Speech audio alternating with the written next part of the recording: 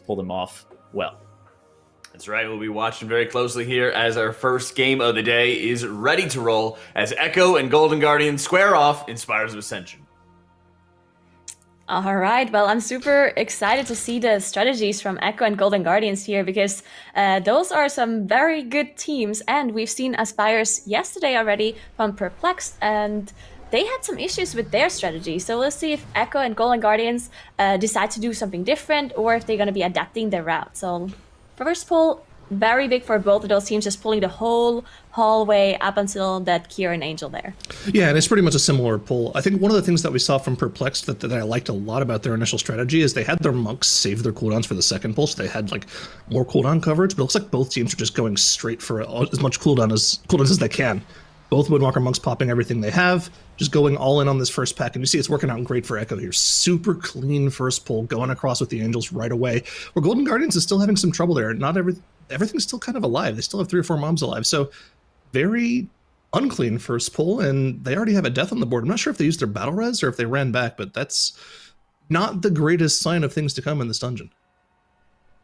Yeah, definitely not. It looked like they were not necessarily handling the bursting that well. It looked like they killed a lot of mobs early on. Then JV had to use the master spell to get rid of that first set of bursting, and then they just got a lot of staggered bursting stacks that just like refreshed and refreshed. So it really seemed like an issue of just not killing things evenly enough. Because if you do have a master spell, which can get rid of the whole bursting debuffs on the whole group, since it does hit 5 targets, you really want to kill everything evenly and kind of deal with it as you would deal with bolstering, so you can just get rid of them at the same time. And it really seemed like that's something that they might have mishandled on Golden Guardian's side there. Yep, for sure. And you can see just the slight advantage is going to be in Echo's favor for now for a little while, unless we see some major catch-up, some major insane DPS, or maybe some new strategies coming out of Golden Guardians. Now, one of the things that I was talking about yesterday when we saw Spires of Ascension from Perplex is, were we actually going to see any new strategies? And it looks like they almost completely opted out of it, because if they play correctly and they win all of their matches, they'll never have to play Spires of Ascension for the rest of the tournament. And to be fair, for either of these two teams, if they win this matchup, the same is the case for them. So, I don't really know if we're going to see any new strategies in Spires this week from any of the top teams, because it wouldn't make sense for them to go for a new strategy when ideally they'll only have to play it one time.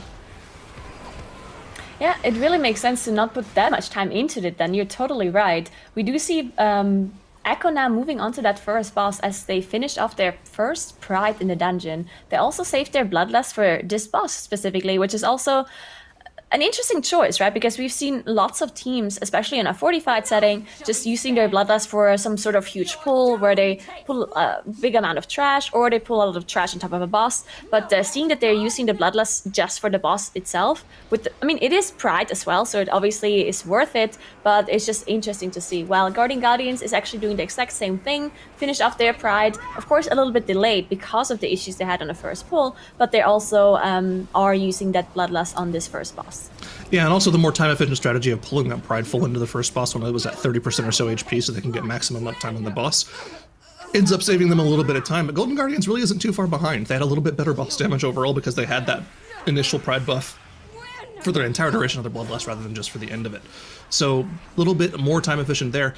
I'm really interested to see that Echo hasn't changed their strat in Spires at all. They didn't opt to go for the Perplexed, like a little bit more safer pull routing, where Perplexed likes to go for this left pull like we're seeing from Golden Guardians here, whereas Echo opted to go to the right and then split up the next platform into 2 separate pulls. I'm not really sure if that's going to be something they need to do this week, though, because those other divers got significantly nerfed in this most recent patch about a week ago. They no longer cast their Venom as often as they used to. It used to be a spam casted ability on each of the other divers, but now they only cast it every like 8 to 10 seconds or so. So it shouldn't be too big of a deal to pull those other divers that Echo didn't pull 2 weeks ago into this big pull they're about to do.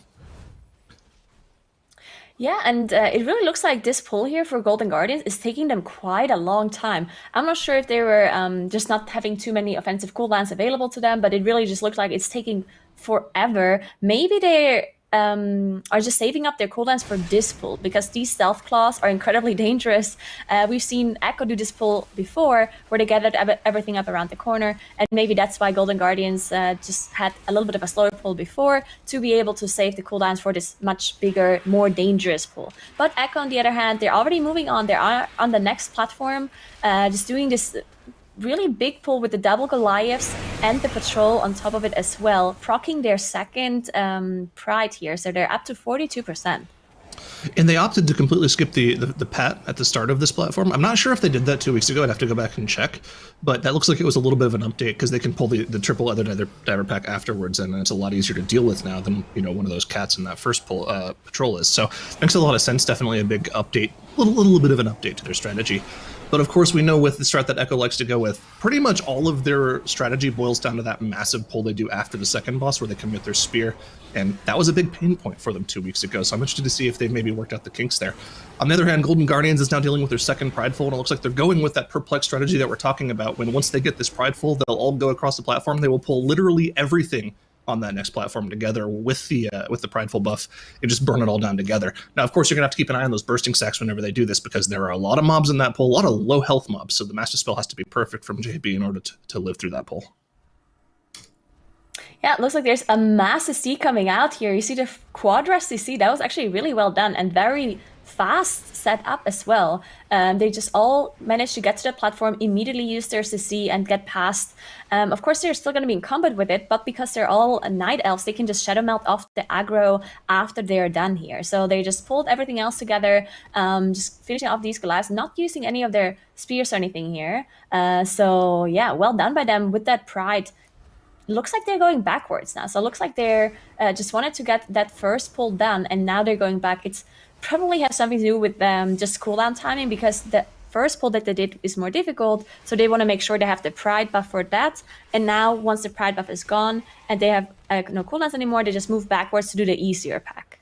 Right, and also, if I'm not mistaken, this will proc the third. No, it didn't proc the third pride. They're just about 0.5% off. So I was thinking maybe if they proc the pride back there, it'd be a lot easier to invis-pot it off. Should they go for that route? But not going to be the case here. Now, of course, last week they skipped this 2-pack. Yep, now it's going to go ahead and grab aggro of those. Everyone's going to run by, and they'll be able to move on to the next platform, while now I believe has to use his Shadow Meld in order to get through. Golden Guardians did pull off that massive AoE pull, so they're pretty similar in count percentage right now. But of course, you know, we already talked about it. Everything's looking forward to that pull that Echo's about to pull off after the second boss here. But now Golden Guardians now dealing with the same 2 packs that we just saw Echo dealing with. They will get a Prideful after this pack for the next pull, so it's going to be similar strategy, right? They get Prideful, they go for that pretty difficult looking pull with no Carrion Spear, so they have it later on for whatever pull they're planning on doing, probably trash on top of the third boss, and see how they pull it off here.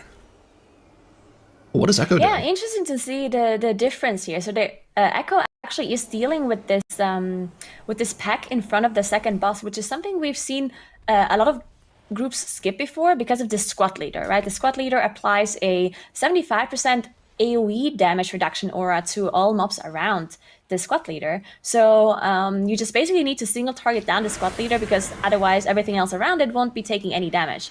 But it looks like they're just proccing their pride here while finishing off the squad leader, and then they just deal with the champion and the pride. Not sure if they're going to be pulling those either divers and inquisitors on top of this pride one by one, or if they're just going to be completely skipping it with their Shadow Melt afterwards. But yeah, very interesting to see that they're dealing with the strategy here with the pride for the boss again. Again, this is a fortified setting, so we've seen lots of groups just get buffs and bloodlust and pride for trash pulls, while Echo seems to be focusing a lot of pride buffs for the bosses. Yeah. And I very specifically remember 2 weeks ago, they skipped this trash pack. They didn't deal with this at all. I remember there was a pull where Fragments actually died to this pack because he somehow didn't get aggro off of them after everyone skipped by it. So this is a new sort of routing for them. And yeah, they're just pulling these last 2 mobs on top of Ventrax. They're going to use all of their cooldowns and not really have too much of an issue AoEing it down. And you can see just how ridiculous the Fire Mage will be whenever that combust comes up, because it's not up for this pull. I think he had to use it on the Prideful. It will be used to finish off the boss here, though. Yeah, Mira is in fact doing a majority of the work here on that 3-target cleave, where Genji is just kind of, you know, everyone talks about how OP Fire Mage is, but man, when you don't have combust, you kind of don't do anything. That is definitely true. He's just trying to get his cooldowns back up. There we go. Combustion is being popped up by Gingy. He's going to be catching up a little bit. We do see Golden Guardians now also pulled the boss. They did skip this pack, so they chose to skip the squad leader pack completely, just walking past it. And we also see a Kyrian spear being used here by Echo as well, interestingly enough, just opting for more boss damage. And yeah, I mean, we see the difference in strategies, slight differences, but Golden Guardians, they are 4% ahead in trash, but of course, in the dungeon, they're slightly behind because of this boss difference, 50% of boss. So I would say Echo overall is ahead at the moment, because the 4% trash is really something they can make up quite quickly. So yeah, I mean, Echo's strategy really pays off so far. Yep, for sure. And what we know about their strategy from 2 weeks ago is it all comes down to this next pull they're about to pull off, if they are doing the same thing they did 2 weeks ago. They go for a massive pull here. And if they did use the Kyrian Spear, like you mentioned, not having it for this pull seems very dangerous because there's a lot of available interrupts in here. Now, of course, they do completely outrange the Goliath. They don't worry about that 30-yard range. But yeah, it's going to be interesting to see whether or not they're able to pull this pull off, because this was the major pain point in the strategy 2 weeks ago. So let's see if they've actually been able to make any major changes here.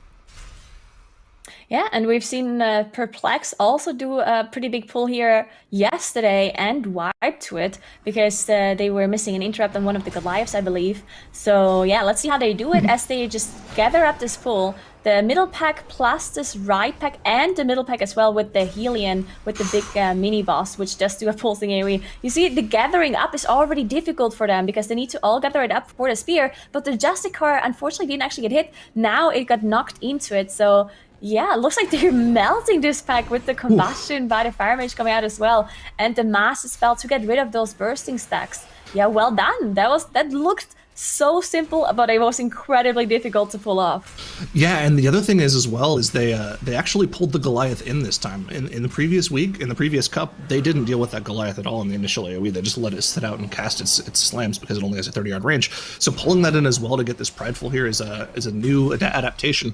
Now, if what you said is true, I didn't actually see it myself. If they use the Kyrian Spear on the second boss and then they use their second Kyrian Spear here, that's really scary for the triple mini boss pull that they have to do coming up as well. And also they're dealing with unless this... the boss, when he recharges, is he stunned? Because he just had the stun animation, so I thought they would use the spear, but maybe when he recharges, he's also stunned. So maybe it just was the animation that just saw it wrong. Yeah, it's very possible that they didn't use the spear, because I was thinking it was weird too, right? To use it on one single boss, so it probably was just like the boss's recharge animation. But also, they used they procced that pride and used it on this boss, and usually we see teams use that 80% pride. They kill the 80% pride after this third boss so that they can have a little bit extra damage for the triple mini boss pull. So even just not having that 30% damage buff that the prideful gives for that triple mini boss pull is scary in and of itself. So we'll have to keep an eye on Echo here, because they could have some issues here. Golden Guardians on their end have now procced that fourth pride. They're using their invisibility potions to drop aggro, so they will be doing what I'm mentioning. They'll be saving that fourth prideful to take it upstairs with the three mini bosses afterwards. So it'll be a little bit of an easier pull for them. So there is still room for Echo to make some mistake, but as it is right now, Echo is definitely in the driver's seat with a little bit of an advantage in terms of boss percentage here. Oh, I do like that skip though. Do you think, so if they actually don't deal with the pride at all, and they still somehow manage to do the triple angel pull without the pride buff, because that's what Echo seems to be doing, right, since they don't have the pride buff, it's actually a good thing that they just dealt with one less pride, which is really going to be a slight advantage for Golden Guardians, because we do know killing the prides is not actually favorable unless it enables some sort of pull, right? And it's definitely not going to... Oh, Lip actually going down, unfortunately, for Golden Guardians. That's very bad. They do have a battle rest to get him back up, but it still takes a while because of the engineering. There we go. Did get him back up. And yeah, another 5 seconds on the board. Little unfortunate from them there, but man, Echo is still just blazing ahead. Orpheon now going down for them. So let's see what their planned strategy here is. Now, if I'm not mistaken, they're still missing 2% trash. I believe you need 85% trash here, right, to get your 100% from the 3 mini bosses. So they're probably gonna have to pull one side of Usurpers here for the rest of their trash percentage, I believe. Looks like... Yeah, and Zalia went down as well. It's costing a little bit of time because they have to use a out-of-combat rest by Maris here to get him back up. So yeah, it looks like they're going back, pulling these... both of them. These Forsworn here, which... yeah, looks, yeah, they're pulling both sides to get up to that 85%, as you mentioned, to be able to go up. Yeah, interesting that they choose to do this afterwards. It might just be some cooldown timings that just line up better for the boss earlier. But yeah, it looks like they're gathering up everything, just making sure once they are gathered, they just use all of their stuns and silences to make sure no one's going down, because this can be quite dangerous with all of the spears going down and Frag dying, actually going down. Yeah, this is this pull can really be dangerous with the bursting, and then also the fortified just throws going out from these mobs if you don't have enough AoE stuns to deal with it. Little bit of scary things happening over on the side of Golden Guardians as JB goes down during that damage amp phase on our Furion. They opted to go for the same perplex strategy where they pull trash on top of the boss during his damage amp, but he unfortunately died during that. But unfortunately enough for them, nobody else went down, but just that extra death on the board is not going to do any favors for them. And also not having your healer up while your tank is soaking all those orbs is kind of scary as well. I didn't see if they ended up having to use either the turtle or the block to soak there as well. So their boss is a lot higher than you'd expect it to be here, because not only did they have to battle res their healer, but they probably had to commit one of their immunities there too.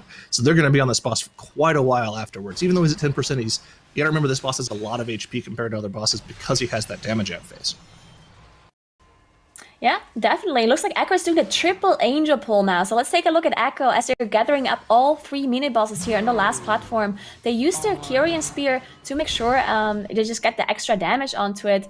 And what's important with this pull is that they want to make sure they kill them all at the same time, within 2 to 5 seconds of each other. If they don't kill them within 5 seconds, they will just heal to full HP again. So that's actually incredibly crucial that they pull this off. Otherwise, they're going to lose an insane amount of time, because they're using Bloodlust for this one, a Kyrian Spear, all offensive cooldowns. So if this doesn't go right, it's an insane amount of time lost. So that's why we see them just wait a little bit before they finish off everything to make sure everything is exactly in the same amount of HP. And it's looking good right now, but they're just dropping so low. Look at the debuffs they have. There we go. That was actually very close. Gingy almost going down with the amount of debuffs he had at the end there.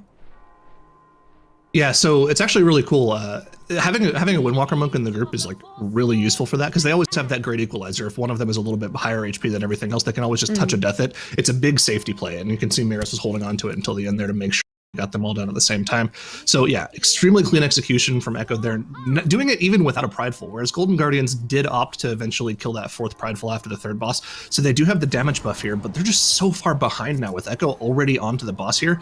Just to the first transition phase here in a little bit. They're about halfway through the first phase already, but Golden Guardians now lining up to do their pull here. Lust is popped for them. They have the Prideful, they have the Kyrian Spear down, and here they go.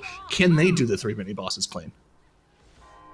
Yeah, let's take a look at Golden Guardians as they're trying to do the same pull that we just saw Echo do. Now, of course, they are just, it might be too little too late, as Echo is already fighting that boss, but it's still very crucial for them to be able to pull this off. It's going to be a little bit easier for them because of that Pride buff that Echo did not have. They're also committing their Bloodlust for it as well, and it looks like they're doing a good job as everything is dropping at the very same time. And as he said, that Touch of Death just really helping out for this one. But yeah, Echo, they're already in this first intermission phase, just gathering these orbs to be able to throw the spear onto Devos to get them back down to be able to get into the second phase. And yeah, I mean, on this boss, nothing too scary can happen as long as they dodge the frontal charge. And I mean, yeah, just what a clean run. 2 deaths, which really were just deaths that didn't really cost them too much time. We see Sally also jumping down after buffing the power infusion.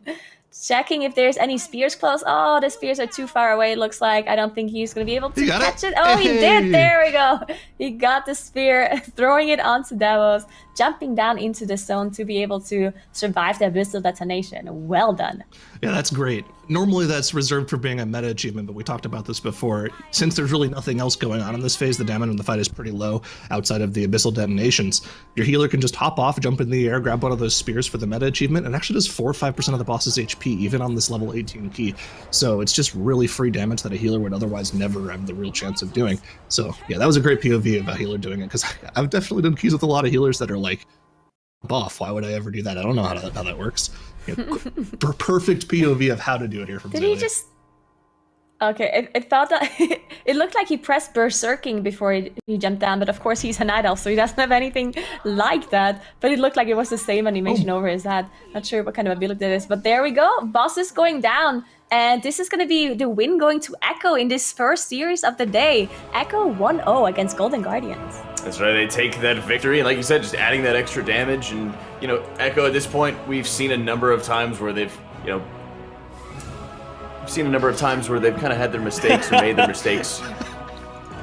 So, here we go. Got it. Hey, what's up, Now Jack? we're all set. Hey. Gosh.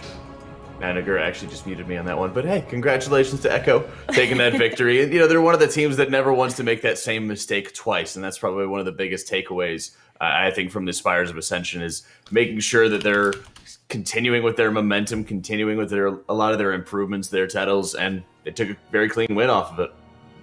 Yeah, exactly. I mean, I think that they improved their route a little bit. It also felt like Golden Guardians from time to time was a little bit more apprehensive, kind of slow to pull the trigger on a couple of pulls, I noticed. But I actually do feel like this matchup was really close. Echo's routing has changed a little bit from week to week, and just a couple of the pulls that they were doing differently would definitely put them about a minute ahead of where Golden Guardians were there. Yeah, let's start talking about some of those pulls as well, because it seemed like even there was a bit of missing percent of the side of Golden Guardians, so they were just waiting for that last percent, for example. Or were they going on exactly. that one? I mean, I think that may actually have just been they didn't grab a mob. Maybe they're trying to spawn the final pride after the last boss. Could be like a lot of different stuff. But I think like one of the most notable things is just how early Echo pulls the pride into the first boss. That allows them to kind of get this early lead. Then they pull this squad leader pack, which I can't. It's really hard to tell if this is efficient or not. We've seen Perplex, for example, really avoid the squad leaders. The squad leaders cost you a lot of time, but they make up, Echo makes up a lot of their time with this pull right here. So most groups don't end up pulling that right pack with all the Justicars in it into this Goliath Hellion pull. It's just the Goliath Hellion pull, for example, with the two at the top. And but Echo, for some reason, is able to pull off an even bigger pull than exactly what we see from Golden Guardians here, which is the slightly smaller variant of a similar pull. And I did feel like Golden Guardians was a little bit slow on the trigger on this pack, and then basically Echo just shows a great performance. Doesn't even need Pride for Triple Angel. That's really scary. I think that the one time that we saw the Triple Angel heal is whenever a group elected to not grab that Prideful buff. So just avoiding it is kind of a gamble because you start to run out of gas at the very end. However, the Oppression Aura, which is the increased damage taken buff, did get nerfed on this patch, so maybe it's a little bit more manageable now. So there's definitely a lot that's going on, but Echo has changed up their route a little bit. Really swift 19-minute run. Not too much to be upset about if you're on the side of Echo. Yeah, and I didn't even know as well with the spear that you could actually knock mobs into it after it's already been placed, like the way they did with the Justicar, I think it was. You know, the fact that they had it out of there, I think it was Zalia with a Shining Force to be able to knock it back in, and that went a really far away as well because those Justicars can absolutely pump the party on that one. So GG's to them, and that's also going to start moving us on towards Halls of Atonement. And last week, Nagura, or last cup, we had Necrotic for that dungeon, so we had a lot of limited pulls. We saw the bear tanks coming out a little bit here and there, but this week it's just been no caps to some of the pulls that they're going to be doing, no limits whatsoever. Yeah, I mean, we've seen Golden Guardians already play this dungeon. Unfortunately, they lost to a Bay Alliance, but they had some issues with their healer DCing at the start, and that cost them a pull. So otherwise, they had a really, really fast strategy. Now, Echo, on the other hand, I actually saw them practice this dungeon earlier on stream, since they are streaming their practice now. And I think their run that I watched was like 14 minutes 30, so it was actually incredibly fast. I don't think we've ever seen such a fast run before. So if they're going to be pulling that off on this tournament here on this broadcast, then that's going to be very hard for Golden Guardians to beat, I think. But we'll see. This is going to be a very, very fast run. Yeah, for perspective, Team Echo last week during Halls of Atonement time trials on an objectively harder affix setup with Inspiring and Necrotic ran a 1450, where like even this weekend we saw around a 16-minute Halls of Atonement where Golden Guardians would have been if they didn't have any issues. So I think they need a new strategy if they're going to try to keep up with Echo in this dungeon, like Nagura said. Yeah, and I mean, even when they had that DC, for example, on the side of Golden Guardians, they had a very impressive run compared to their opponents on that one, Zyro, but it kind of gets to the point where Echo starts setting the bar for everybody else, and everyone's just trying to be able to pull aggressively enough to meet at them. Yeah, for sure. And We'll have to see if Golden Guardian's able to pull anything extra out here, because, you know, with the resources available to them, they'll know that Echo was able to pull off that ridiculously fast run, and they'll have to look at their strategy and be like, well, if 16 minutes is kind of on the lower end of where we can get our times at, we need to do something else. Otherwise, we're not going to have a chance in this game. Yeah, and, you know, Golden Guardians has been the ones to sort of bounce back, but they're also some of the ones who've been, you know, the most open and the most talkative, I think, in a lot of respects, like, are about metagaming. So, you know, when it's tough when they always are facing up against Echo, or the potential to face up against Echo in very early on rounds. So maybe this is also, you know, one of those dungeons where they start saying, okay, well, now we kind of have an idea of what we needed to work on. Yesterday was a short day. We know we're going up against Echo. We can look at what Echo was doing, because they were, you know, one of the few teams to be streaming their practice and start learning what they need to optimize for this route. Yeah, I mean, one thing about the streaming the practice is that, of course, other teams can copy the strategy, but if they start copying after you have already developed a strategy and are practicing it, then it might just be too little too late for them to adapt to that strategy, and they might not be able to perfect it in time. So that's always something that you have to consider when you're copying someone else's strategy like that, because those teams, they have very limited time to prepare for the cups. So if they have some sort of strategy already practiced for hours, and then they see, oh, Echo is doing this, we should do this as well. Now they're basically wasted a bunch of time practicing a different strategy, and now they have to adjust it. So it's really always something that you have to think about when you're adjusting strategies or when you're practicing, that you can't just, it's really about time management as well. So we really have to see if they really did adjust their strategy after seeing Echo having such a fast run, or if they just decided, you know what, it is what it is, we focus on other dungeons. Yeah, and that's part of the thing is, you know, all roads eventually are going to lead to Echo in a lot of respects for some of these teams that are trying to go for number 1, number 2, number 3 in these cups. So sometimes you're saying, well, we can start metagaming, for example, for like lower bracket, or we could be expecting to start fighting our way through the lower bracket, but at some point you're going to have to be going up against them. So how they prioritize their time, especially because this season, Zyro, we don't even have map bans. So all 8 dungeons have to be just prioritized based on where you think your team's going to go. Yeah, really the only kind of like, what's the word I'm thinking of? The only dungeons you can ever like not practice are ones that you just won't have in your ideal route through the tournament, right? Like if you're confident in how you play and you're going to win, you think you're going to win every match, and you see that a dungeon's not in that path, then you can just not play that. And, you know, if you do happen to lose and you need to play it, then you can practice it before that match. But yeah, kind of keeping your eyes on the prize here. This Halls of Atonement is going to be a close one if I feel like Golden Guardians has been practicing a little more this morning. Most definitely. They're down 1 right now versus Echo as Halls gets underway right now in game number 2.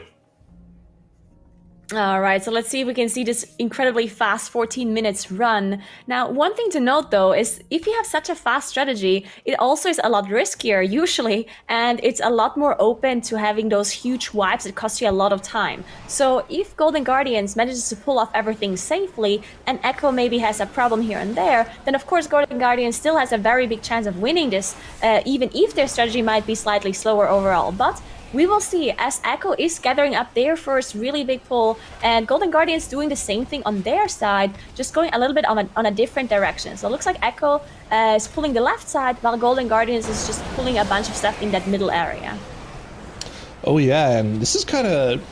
Okay, I was thinking those were a bunch of the mums in the hole, but those are just all the pridefuls coming out for Echo there. So yeah, they were able to deal with that cleanly, and check it out, exactly 20% on the board for them. Same thing for Golden Guardians here, exactly 20% on the board for them, and they're going for the same kind of strategy here, where both of them will do a massive pull, spawn their prideful, and then instantly proc a loyal Stoneborn in order to deal with that prideful more efficiently. So what that loyal Stoneborn does is it gives your whole group a damage reduction buff, and it also does a lot of damage itself too, single target. So they don't really have to have any cooldowns for the prideful, and they can save them for the pull afterwards. And you can see for Echo that combustion's going to be up in about 15 seconds, so whenever they set up this next pull, they'll be able to burst that down. Same thing for Golden Guardians here. Combustion will be coming up right after the prideful goes down. You'll probably see similar styles of pull coming from both teams here. Just because they started at different points in the dungeon doesn't mean they'll do different styles of things. And you can see Echo is pretty much going for that same pull that Golden Guardians just did now. Yeah, I really like that. Oh, Fragment's going down for Echo, unfortunately. That's a lot of their damage, as it is that DK or that Unholy DK that has a huge amount of AoE. Now dropping incredibly low as well. They did manage to get the Battle Rest back up on Fragments, but it was an Engineering Rest, so it took a little while longer. And this pull is going to take them a lot longer now than it usually takes them. So we'll see if they're going to be able to pull this off. Thankfully, Gingy, the Fire Mage, also putting out a huge amount of AoE damage. But yeah, they just need to kite, and we see the Thrash coming out of the Shard as well, doing huge amounts of AoE, and Sally drops incredibly low, having 4 of those Grievous stacks up on everyone at this point. Now dropping super low as well. They just have to kite it out, but everyone's just so low. Are they going to get another Quake from their Shard as well? It looks like Golden Guardians is going for a similar size pull here. Wait. Golden Guardians went for double Shard here. They went for double Shard here. They have 2 Shards up, so that's why they were dropping so incredibly low before. They've dealt with one of them. The second one's about to go down for them. But Echo, more deaths coming out from him, and they can't really release here because if you remember properly, they have those first 2 mobs at the start of dungeon that they initially skipped. So they're going to have to probably re-mind through them. I think that's why you see Zalia walking out here. But 2 more deaths on the board as this Prideful comes in. Is not clean at all for Echo here, and this is kind of opening up the door for Golden Guardians here. They only have 1 death on the board, and they're playing relatively clean so far, even going for bigger pulls than we saw from Echo. Yeah, I mean, that's just a big problem for Echo, though, losing their DK there. They did manage to still pull off the same pull. They managed to finish it off and recover, but just a huge amount of time lost because it just went so badly there at the end. Golden Guardians, though, not having those issues at all. They only have that 1 death on their side. They're up to 46% and already dealt with that Prideful. We see now going down as well for Echo at the end of that Pride. So just more and more issues. And it looks like Sally was trying to get that Gargoyle to get mind controlled, but he just went down before because now it wasn't there, right? Didn't manage to taunt it. So yeah, just more and more issues for Echo. Is Jimmy going to go down to the 4-stat Grievous that he has on him too there? That's not really good for them. But we have to move over to Golden Guardians here as they're setting up for their next big pull. They have the Prideful buff. They have the Trash coming in now as well. And once again, the Combustion is up for Fired Up. They have the PI on them. They have the Fade Guardians on them. Things are going to start to melt here as you can see the Fire Mage going to the moon here with that AoE, already above 50k, and the only thing left for them already on this pull is that Shard of Halkias here. Just another pull that from a perfect execution from Golden Guardians here. They're playing great in this dungeon, and Echo is making those mistakes that we saw from them last week, 2 weeks ago rather, excuse me, that allowed Perplex to take the tournament from them. So Echo not playing clean here at all, not what we're used to seeing from them. Yeah, definitely not. And especially on these super huge pulls. I mean, I'm not exactly sure why Fragments went down, but having 2 melee players with a Spiteful affix when you do those insanely big pulls can cause so many issues, right? Because melee already have to look out for so many things like frontal cast or any other cleave abilities that you can't get hit by. But then on top of that, all of a sudden you have these Spiteful shades just spawning all over the place. So that's just something that is incredibly dangerous for those melee players when you do those huge pulls where there's just like 10 to 20 mobs in one pack. All of a sudden, one mob goes down a little bit early because you proc some more damage on it, and all of a sudden a Spiteful Shade spawns out of it that you don't notice, and one melee attack already does a huge amount of damage to you. So yeah, just problems over problems as Echo is dealing with that 60% Pride. Golden Guardians, though, already done with that. You can see the Pride buff already up as Yoda is gathering up a bunch of mobs and pulling it on top of the first boss. Look how dangerous that third Prideful was, even with Loyal Stoneborn for them. But checking out Golden Guardian's pull here, massive AoE pull on top of the Shard of not the Shard of Halkias, it's Halkias himself, excuse me. And they are burning it down once again. Meta is popped for Yoda here while he's dealing with this massive pull. And of course, the thing you have to remember about this boss is that not only is it dangerous in terms of the AoE that it does, but also you have to worry about all of those Spiteful Shades after. So you can see they're CCing them with the Ring of Peace, the Frost Nova, the Ring of Frost from the Fire Mage. They're making sure that they keep them as far away from their melee as possible. And then, of course, they move the boss to a relatively clean section of the room so that they can easily run in a circle around the boss here afterwards. Just again, Golden Guardians is playing again like we saw from them yesterday. A little bit shaky in the first match, but then after that, they're just very clean. But Echo, more issues for them. 4 more deaths on the board. They were just too low coming out of that third Prideful. Everyone was at 10-20%. They had stacks of Grievous on them, and they weren't really able to heal out of it there going into the next pull. Really unfortunate from them again. Yeah, so Echo was gathering their boss pull as well, the same big pull that Golden Guardians was doing as well, pulled a bunch of trash in the first boss, but then Zalia went down, and they didn't have a battle rest, so they just had to reset, they had to try to get out of combat, reset the boss, reset the pull, because of course without the healer they won't be able to finish this boss. So yeah, they just gathering everything up again and trying it again, but up to 10 deaths at this point. While Golden Guardians, they had no issues whatsoever with their pull here. It looked incredibly risky, especially because this boss, Helkias, has this circle around him that you cannot leave, otherwise you get feared.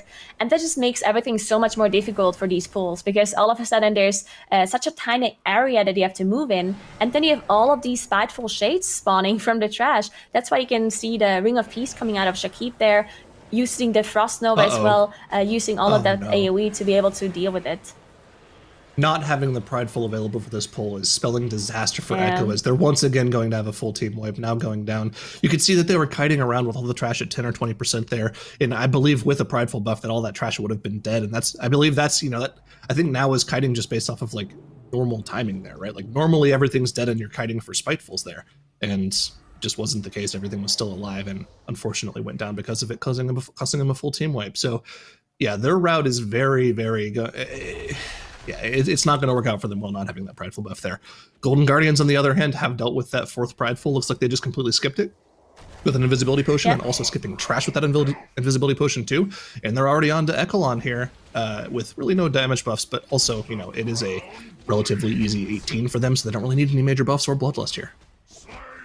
Yeah, I mean, this must feel really good for Golden Guardians, as they were the ones having issues in this dungeon yesterday. I mean, it was after that first issue that I had with the disconnect, they still managed to recover and play the dungeon cleanly. So, I mean, it was really bad for them morally to have such a thing happen to them and then lose the dungeon. Still managed to win the series, though, so against Obey Alliance yesterday. And now playing this map against Golden Guardians, this dungeon, and being able to just have such a clean run, only 1 death so far up to Echelon, must feel really, really good for them. It is their 2nd game, so this is really a game they have to win if they want to win this series, and it's looking really good for them, as they're up to 60% on Echelon, and they're done with the trash.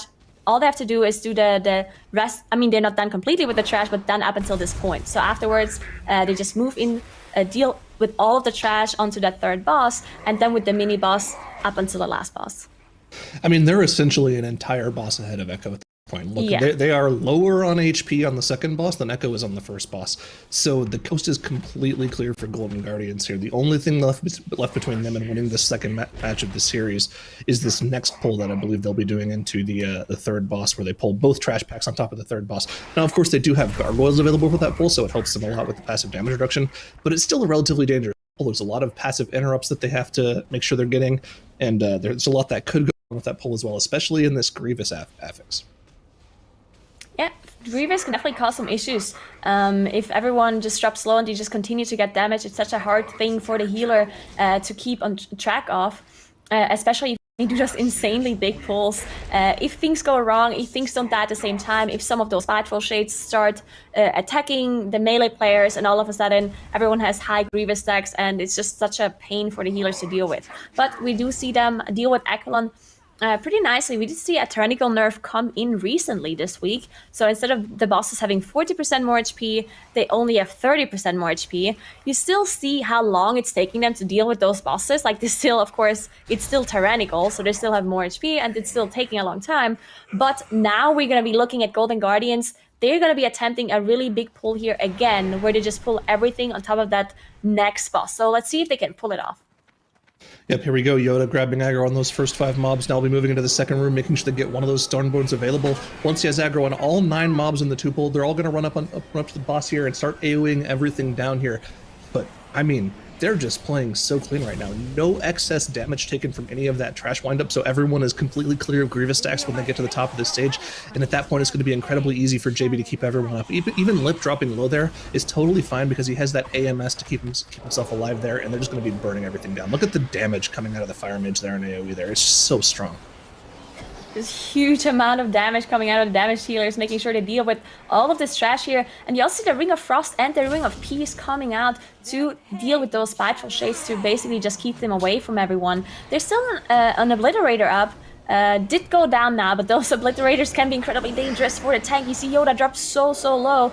Still, Obliterators just keep casting onto him, but everything is dead now except this one little Spiteful Shade. So they should be able to recover at this point, get the Grievous stacks off of everyone, and just finish off the boss. After this initial pull, this boss really not too dangerous. As long as you just interrupt the volley, and even if one volley goes through, it still doesn't actually one-shot everyone. So this boss, really not that hard for those MDI teams. And there might be a question. Okay, I was actually wondering when it was going to be popped because the combustion was available for fired up here, but I wasn't popping it right away. I wonder if they were considering just saving it to make sure that they had it up for the next room where they deal with the mini boss without dealing with any of the ads. But if they played properly here, that combustion should come back off cooldown, thanks to both the Fey Guardians and just the general passive damage. Cooldown reduction that Fire Mage has available to them through Kindling and Shifting Power. You can see it's already almost off cooldown here as well, so not going to be too much of an issue for them as well. They'll have all their cooldowns available for this next burn that they're about to pull off. But yeah, the Lil Stoneborn doing work here for them. Just a lot of single target damage coming out from that once the AoE is dead. Yeah, definitely helping them out with that single target damage for sure.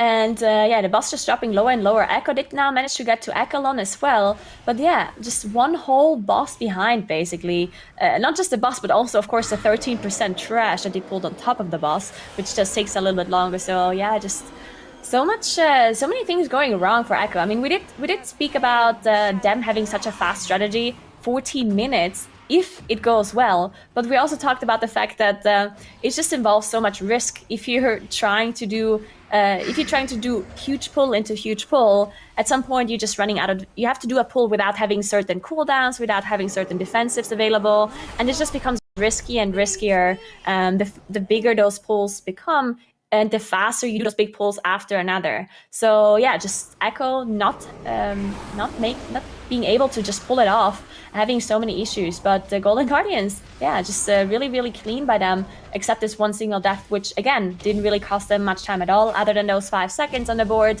So just really well done by Golden Guardians. As they're dealing with the Inquisitor Stigar now, they do want to make sure they have enough damage for this, because they need to kill him before he casts the next Communion. Otherwise, he's just going to be healing off of those neutral mobs. So definitely want to make sure they have enough single target damage, and looks like they're making it for sure. Ooh, not even close. Didn't even start casting for them, so they are clean again. Really easy for them. We saw Bay Alliance having issues with that yesterday, which almost let Golden Guardians back into the map as well. So good to see that Golden Guardians has the wherewithal to make sure they have all their cooldowns available. JB even going for a drink after that third boss, just sat down, took a drink, because he knew that they didn't really have to start burning the boss there until he casted his first Dark Communion, which happens like maybe 10 seconds after you pull it. So just great understanding of the dungeon mechanics and how to pull them off here from Golden Guardians. They're playing great in the second match, and I think Game 3 is going to be a good one. Yeah, definitely. I'm super excited for the last dungeon to see who's going to be winning that one, because this is just so close between those two, and you see those insane strategies coming out.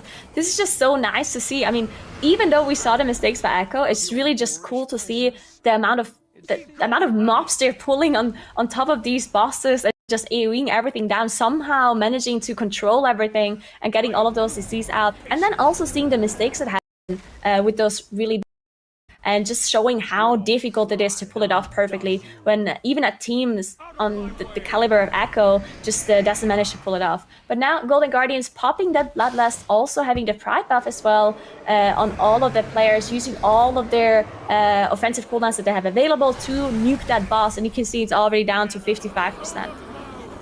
Yep, nothing too interesting about this boss. Honestly, Lord Chamberlain is one of the easiest final bosses of any of the dungeons here. There's very little that you really have to look out for here, as long as you don't get run over by one of those statues, which happens a little bit too often for my liking in my groups.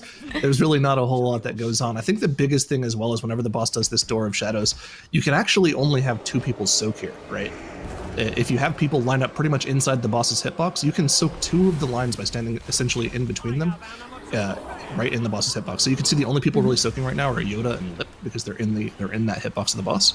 And actually it's Lip and Shakib soaking. So yeah, really easy to deal with that Ritual of Woecast. And yeah, Golden Guardians here playing relatively clean. Again, going about that 16-minute time from yesterday, and we were worried about that because we talked about how Echo had that 14-minute 30 best time, but you know, when you aren't playing perfectly, the 16-minute time is enough for Golden Guardians.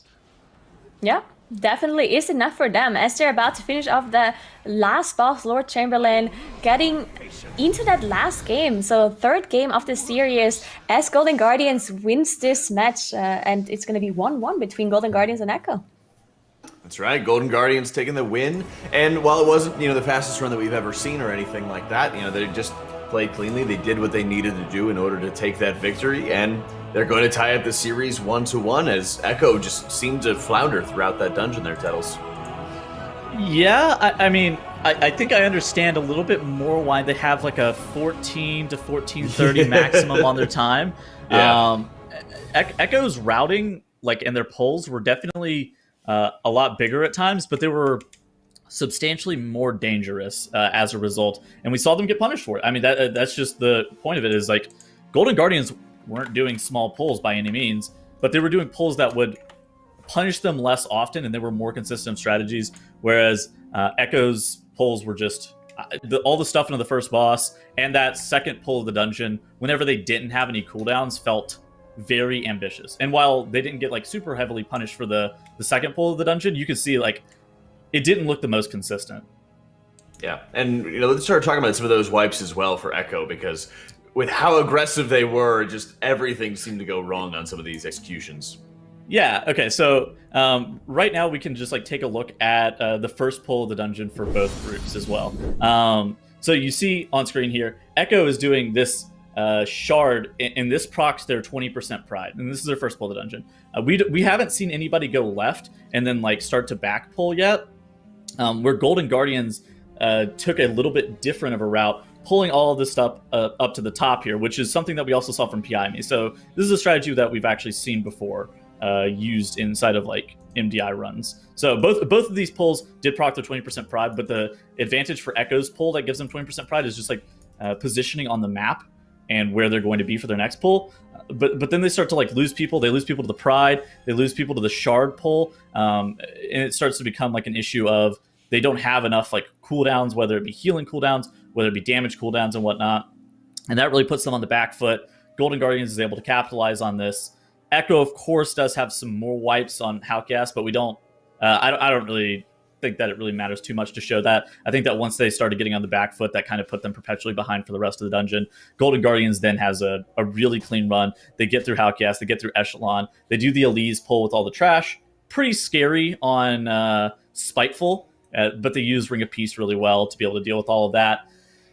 Golden Guardians definitely able to take it down. 15:30-ish is, I think, what their final time ended up being. It's not the fastest, but it was definitely enough, and with a clean run, it looked good. And that's what they're going to need for Sanguine Depths, too, because Sanguine Depths, their time is definitely at a disadvantage compared to the time trial times, because it was a time trial dungeon. But the best that they can hope for is to have a clean and consistent run. Yeah, most definitely. I mean, we've seen Sanguine Depths be that dungeon more than most as well. Here's ironic that's been leading to a lot of big wipes, leading to a lot of big mistakes, or just like chip deaths here and there that cost a lot of teams time. Yeah, I mean, we haven't really seen too many, fantastic wipes from teams so far. Usually it's been those chip deaths that we keep talking about, like the 1 or 2 deaths here and there, which don't seem too bad because you can use a battle res, but usually, you don't have a DK in your group for those, so you have to use an engineering res, and then the person might have died in their cooldowns, and it costs, 5 seconds here, 10 seconds there. And that was pretty much the entire reason why Echo lost to Perplex 2 weeks ago. So, yeah, teams really need to work on those small sort of mistakes that they keep making, right? This is definitely good enough to get top 2, top 3 in a tournament last year, maybe the year before that, but with how good teams are nowadays, those things can't keep happening. Yeah, I mean, everybody's just getting better and better. And when we look at Sanguine Depths as well, Nagura, a lot of potential for some of these simple mistakes to happen, especially because of the fact that we have Sanguine in the Sanguine Depths. Awesome. Love to see that. So even just little heals and things like that from the mobs, how well they're controlling a lot of these enemies is just going to be a very big deal for these teams. Yeah, I mean, so many small corridors in that dungeon, and then having Sanguine and Quaking to deal with is actually incredibly dangerous.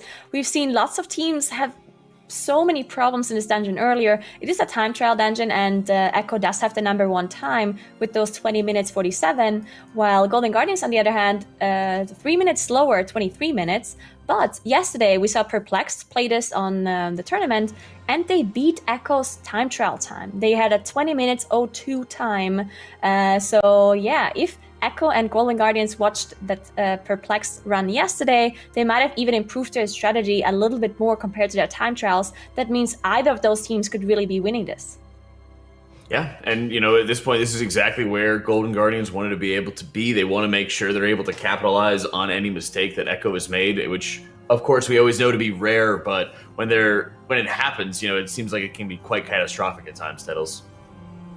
Yeah, exactly. And it comes down to, like you said, Sanguine management. I think that there's a lot of room for error inside of Sanguine Depths, whether it be on the bosses or whether it be just like microing the mobs to where the Sanguine healing. There is potential for like a general call full heal with all those cadets at the end, which would be it would definitely be something if that happens. I've been in runs personally where this has occurred, but we'll see how the teams and the groups end up microing their strategies.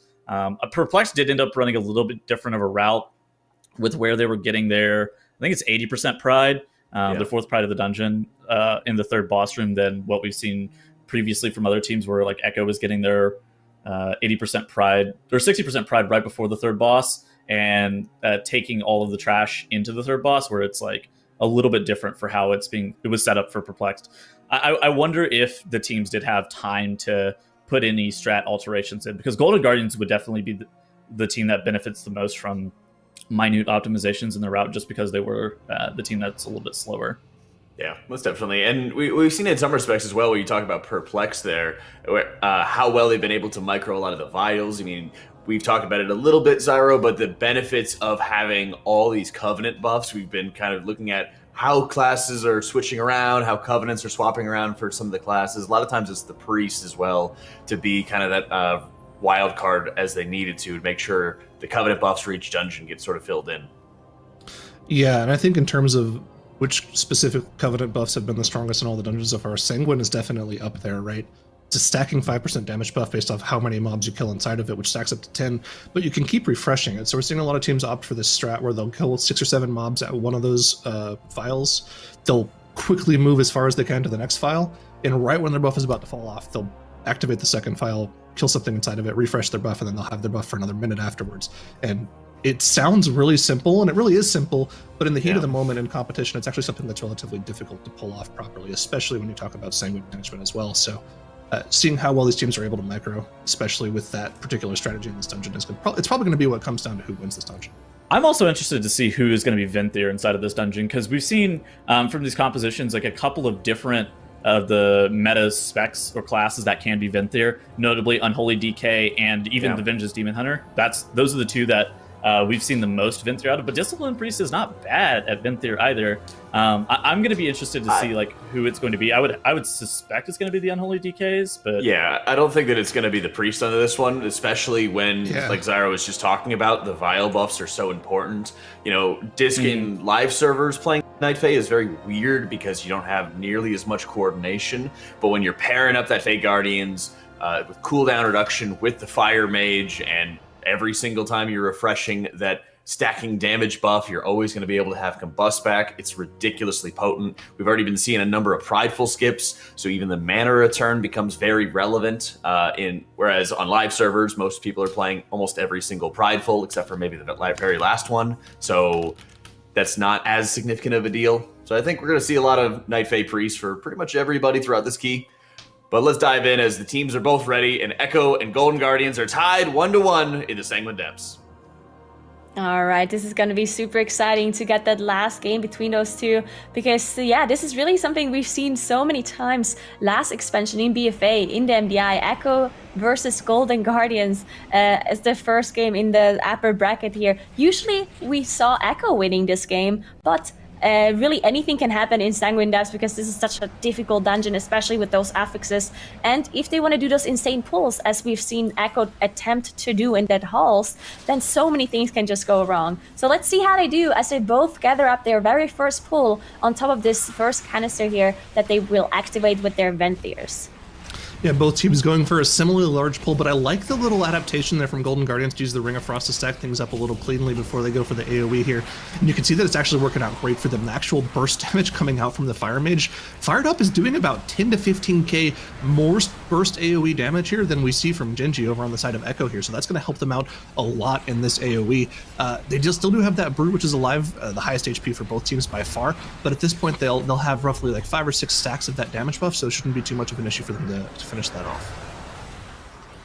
Yeah, and very well done with the Sanguine management as well, even though it looked like the Brood actually healed quite a bit for Echo, as the jump went to Sally, and Sally was like all the way in the back, so it jumped and healed on the way back to the tank as it was just walking through some of these Sanguine pools. So a little bit of mismanagement with the Sanguine there for the Brood. While Golden Guardians already done with this pool. They're gathering up their second big pool, using that Ring of Frost to gather up everything, because these ticks actually just cast a lot. So you just want to make sure you gather them up first to get that AoE cleave onto it, while one tick actually is being CC'd by Golden Guardians. I actually love the use of the Ring of Frost to set up these pulls, making sure things stay stacked in that area for the Fire Mage, because so much of their damage in that combustion burst comes from the Flame Patch. I would say it's probably about 40% Flame Strike, 30% Flame Patch, so making sure everything stays stacked in that circle for as long as possible is a huge damage increase for the Fire Mage. You can see it's working out for Golden Guardians great here, as they're already onto their first Prideful here, whereas Echo is only just now spawning theirs. Yeah, Golden Guardians definitely just dealing with this first area quite a bit cleaner, especially with that Sanguine as well, and just gathering up everything a little bit faster. You can see there's still one tick CC'd in the corner for Golden Guardians, but they very well might just be pulling this one on top of the boss, making sure to just cleave it down while dealing with the boss, because they only need the 20% to trigger that Pride, and everything else is just being nuked down with the buff on top of the boss. You can see Yoda just jumping in, Bloodlust being popped as well, as they're now just going to be nuking down everything while basically just cleaving off of the boss. Are we going to see him at 100k on the AoE here, fired up, hitting 98k, not quite able to get to 100k with everything dying, but man, the burst that Fire Mage is capable of when they have the power infusion, the Bloodlust, the Prideful buff, the Fade Guardians as well, just reducing the cooldown. It's so ridiculously strong. Similarly sized pull coming out from Echo here just a little bit later. Are we going to see similar burst numbers from Jinchi? Able to get up to about 60k, but not quite as clean because Fragnant's kind of dealt with all the AoE on his own before Jinchi had the combust up there. But yeah, still a little bit of an advantage here for Golden Guardians here. They're able to be a little bit cleaner in this first section of the dungeon, but this middle section is kind of the area we're talking about. It all comes down to how clean you're dealing with with those sets of files here, and we'll see them whenever they get to about 40% trash. They'll start dealing with that first one, and it's really going to be a race to see who is the cleanest in this middle section of the dungeon. It actually looks like Echo had a lot more boss damage there. Oh yeah, as they're already caught up, almost caught up at least with the boss's HP if you compare them. Golden Guardians had that initial burst, but then it slowed down so much, while Echo just seemed to be nuking the boss out of existence, basically. Maybe it had something to do with different kinds of cooldowns being used. Maybe PI being used on the Unholy BK, having a little bit more single target burst and then cleaving off, while maybe the Fire Mage just focused a little bit more on the AoE. I don't know, but definitely had a lot of single target damage on Echo, but Golden Guardians still ahead because of just playing that first area cleaner. They are pulling the Sentinel on top of these caster mobs here. The caster mobs can be really dangerous, so you need to make sure you have that AoE stun, AoE interrupts to be able to deal with those. And also want to make sure you dodge the Sentinels, AoE circles on the ground, and the frontals. And don't make it heal in that Sanguine, because the Sentinel has a lot of HP, and it's really hard to move because it's not actually CCable. You can't knock it or anything like that. So the tank just needs to be aware and make sure he moves it out, and use the Ring of Peace to just get rid of all of the others before they die. It looks like there was definitely some healing over on the side of Golden Guardians. As you can see, their Sentinel's still at 30% HP, whereas Echo is actually finished off the pull completely now. So all of the advantage that Golden Guardians has kind of stored up in that first section of the dungeon has kind of just faded away here on this particular pull. It looks like they had the good setup with the Ring of Frost, but afterwards just a little bit of Sanguine healing kind of ruined it for them. Fired up now, invisibilitying ahead. Looked like a similar thing was going to happen from Genji, but ended up staying behind. And here we go, both teams going for this same pull here. They're going to be going for this double AoE, double Overseer Oppressor pull. And actually you can see that the, Echo has one of those Overseers prisoned off on the side. Or Oppressors, rather. Yeah, one Oppressor being CC'd. Oh, it looked like Yoda did CC it, but then it broke. This might be very bad for Golden Guardians, because it looked like they had the same plan. Pulling the double Overseer and just to see one of the Oppressors, but the cage was just being broken by one of the abilities from Yoda, and now they just have to deal with it all on top of each other. But the Overseer just healing in the Sanguine a little, the Ring of Peace just coming out a little bit too late, and then the Sanguine pool dropped under the Overseer, just healing up a little, and now they get the Pride as well. This might be pretty dangerous for them, as they still have this debuff just stacking up. Oh man, JB dropping down to 10% HP there. got stunned as well at 1% HP. Can he heal himself out of it? He has to keep an eye on Fired Up, who doesn't have... Oh man, the Cauterized is not available as well. People are going to start going down to the Prideful AoE here, and that Sanguine healing is pretty much going to cost them this pull. That's going to be a full team wipe. And yeah, having that extra Oppressor in the pull means you have more casts going off than you have available interrupts for. And it was just going to be a matter of time until they just ran out of them and just died to that pull. So really unfortunate for Golden Guardians, who looked like they were building a bit of the Legion and start a dungeon here. But there's still plenty of dungeon left. There's lots of rooms for Echo to make the mistakes they've been making a little bit more this series than we're used to from them. Yeah, and it looks like Echo did manage to deal with that Pride on their side with their 40% Pride. Now they pulled that Oppressor that they had CC'd earlier into this room. And what happens here is that they actually activate the canister on the other side, the Venthyr one, and they just kill the mobs on this side of the wall, but it still gives them the buff. As you can see, the animation just coming into them, so now they have that buff from the Venthyr canister, and they're just now moving on. So well done by them. Also really well done with Sanguine, because there's a lot of Sanguine that is being dropped in this area, so they want to make sure they kill everything at the same time. Handled it well. They're now moving on, just skipping a bunch of trash as they're moving into this second boss area. This second boss area can be really dangerous, lots of really dangerous trash and very little room, because again, you have these really small corridors and everything just drops Sanguine, you have Quaking, and the mobs themselves also drop Area of Denial, so it can be really dangerous to deal with this area here. Ooh, weird timing here coming out for Echo there. Fragment's was planning on opening that second canister here, and they have to go very quickly here because that buff is just about to run out. It's a 1-minute buff, but they do have a Quill Guardian here. Once they pull this Quill Feather in, that Quill Feather, you can see it, the Infused Quill Feather casting that Fiery Cantrip. It only has about 30k HP, so if they quickly burn that off, they might get the refresh on their stacks here. Of course, we can't see the stacks on their frames because we don't show buffs, but still. If they are able to get that refresh there, they'll have about a 50% damage buff for this Prideful, and things will be easy pickings for them here. And it looks like they were able to pull it off. We'll see just based off how quickly this Prideful goes down. And yeah, you can see it's getting pretty much melted here.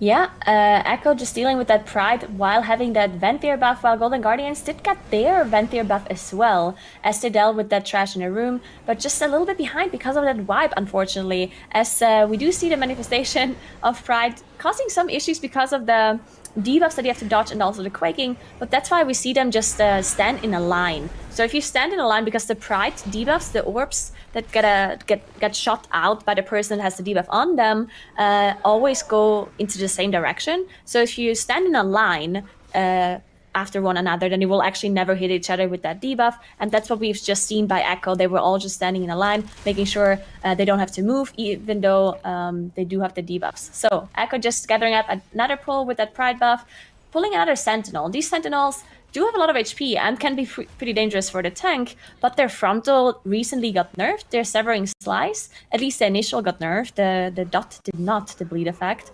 But yeah, just very well handled here. A lot of single target damage, making sure everything is being focused on the higher HP mob and just cleaving the rest of the mobs down while cleaving off of the high HP target. And they can go for a pull like this because not only do they have that 30% Prideful buff, but they also got yet another refresh on the Venthyr buff here. So they have an 80% damage buff with the Prideful and the 10 stack, and you can see what that does for their damage here. Gingy and Fragment's both hovering around 50k DPS on that small AoE pull, whereas Mira's opting to save his cooldowns for the next pull afterwards. Didn't even need them to pull that off. Just again, the execution of that damage buff in this section of the dungeon really helps out in clearing this section of the dungeon, and Echo pulls it pretty much perfectly. Yeah, and they're now fighting Tarbold here, the second boss. This one can also be dangerous. It is not tyrannical, so definitely a little bit easier than it could be, but you still have to deal with those huge amount of AoE damage coming out from the boss, from the Castigate, and then also the pulsing AoE from the Ed whenever it is up. So you also want to make sure to dodge those beams, of course. They do a good job dodging them. If you do get hit by the beam, you get a curse that actually can be dispelled by the mage. So as long as only one person gets hit, they're actually going to be okay. And Tarvel just dropping and dropping. You can see the huge amount of damage coming out of those, coming out of the combustion here from Gingy, as well as he just now popped it. Previously, we only had Maris and Fragments use the cooldowns, and now combustion just coming back up. So they should be able to finish that boss quickly. Yep, for sure. No issues for them whatsoever. Executor Tarvald getting completely mowed down here. And Echo is playing great. Now, of course, we know, again, after this, they like to move down to the next boss room and pull everything with the boss, which can be dangerous again, but with the AoE CC that they have available to them, I don't foresee this being too much of a problem. They're through the difficult part of the dungeon. Yeah, they're now moving on, and they are up to 74% trash. We've seen some very interesting things from Perplexed yesterday, which might be something that Echo and Golden Guardians have adapted to, where they're basically just pulling everything on top of this boss except one mob. That one just keeps CC'd in a corner until they finish off the boss, and then they use that last mob at the very end of the boss fight to trigger that prideful, that 80%. So let's see what they're doing as they're marking some of the mobs here. Looks like they're just waiting for, either they're waiting for cooldowns or they're waiting for the patrol timing, but definitely just waiting for something. As Yoda goes down, unfortunately, for Golden Guardians, this might cause some issues for them, as they do have Lip going down as well. He's the one with the battle rest, so now they're just kiting it out. But yeah, this is just issues over issues for Golden Guardians, unfortunately. Yeah, not too much going great for Golden Guardians here in this third game of the series, unfortunately. It looks like Echo was waiting for their 2-minute cooldown, so they're waiting for the power infusion, they were waiting for the Zhuan from the Windwalker Monk, and now that they have them all available, they're more comfortable going for this AoE pull, and it just gets completely destroyed. And you can just see how confident they are on this pull, knowing exactly what interrupts they need available. They even just CC'd the Oppressor there so they wouldn't spawn the Prideful mid-boss. Just perfect execution once again from Echo here, not letting that kind of catastrophe in Halls of Atonement happen again. Yeah, and they're now pulling in the Wicked Oppressor, the last mob they need to spawn that Pride. They're probably trying to kill it at the same time with the boss. I don't think they want to spawn the Pride mid-boss fight, so just trying to evenly cleave the boss and the Ed to make sure it dies at the same time. Now Golden Guardians just having more issues, as JB and Fired Up actually went down. They're up to 13 deaths, so things just not going right for them. And I mean, this is really something we keep talking about, but it's just very true that you have a plan when you go into a dungeon, something that you have practiced over and over and over. And if something goes wrong, all of a sudden, all of your cooldowns are not ready at the moment where you need them. You need to adjust your route. And if you just try to do the same pull that you usually do in practice, but you don't have the same cooldowns, then it's just not going to work out for you, because these teams really push to their limit. Like every single pull is a pull that just barely works with the amount of damage that they have and the amount of defensives that they have available. So if all of a sudden one offensive cooldown isn't ready or one defensive cooldown isn't ready, then everything can just fall apart. And that's what we see with these teams, as they just make a mistake and then everything just cascades into more mistakes because things are just not lining up for them anymore. Echo, though, did spawn that Pride after the boss was done, and they're now using Invis potions to not have to deal with this one at all. And now they're using the Invis potions to also probably skip past some of this trash here. Actually, I lied, they're not skipping past anything, as they're just pulling everything on top of each other. Wow, that's a pretty big pull. Interesting. That's a very dangerous pull. There's many things that can go wrong with this pull. Lots of frontals going out, lots of individual casts going out, and you have to worry about those upheavals that the Sentinel casts as well, the Craggy Fracture. So got to keep an eye on that, but it looks like they have all the cooldowns to just burn this down. The PI was used on the mage there, so they have the massive AoE. Got to keep an eye on that Sanguine management, though. A little bit of healing going off on top of the Mistdancer, but it looks like it's going to be, for the most part, purely okay, and the Sentinel is kited out for most of the Sanguine. So once again, Echo just able to perfectly execute these AoE pulls. No major Sanguine issues for them at all, and they are cruising to a 3-game victory here. Yeah, really well done by them, as they use that Mind Soothe by Saelia to not have to deal with the Overseer here. There's an Overseer on this left side of the pack, and the Overseer is the mob that applies a damage done reduction as a debuff that stacks up. So they don't want to deal with that one, want to make sure that they still do the normal amount of damage to be able to do that huge pull, and then just use the Mind Soothe to get past it, not having to deal with it at all. And now they're engaging this Gauntlet here, which sometimes can cause some issues because you never really get out of combat, so the healers never really have a time to sit down and get some mana back. But of course the healers here are very good, and they're able to just preserve some of their mana because they know they're not going to be able to sit down in between. Yep, for sure. But of course, like Jack has mentioned many times, having that extra mana regen from the Fey Guardians helps a lot in this pull, to where they're able to just go through the entire gauntlet without having to worry too much about that. And then on top of that, like we've already mentioned so many times throughout the dungeon, having the healing increase from that Vinther buff really helps with saving a lot of your mana for the later sections of this gauntlet. And I don't really think Echo's going to be the team making any mistakes with how clean they've played in the rest of this dungeon. Unless they just completely mental boom for no reason, they're going to have no issues here.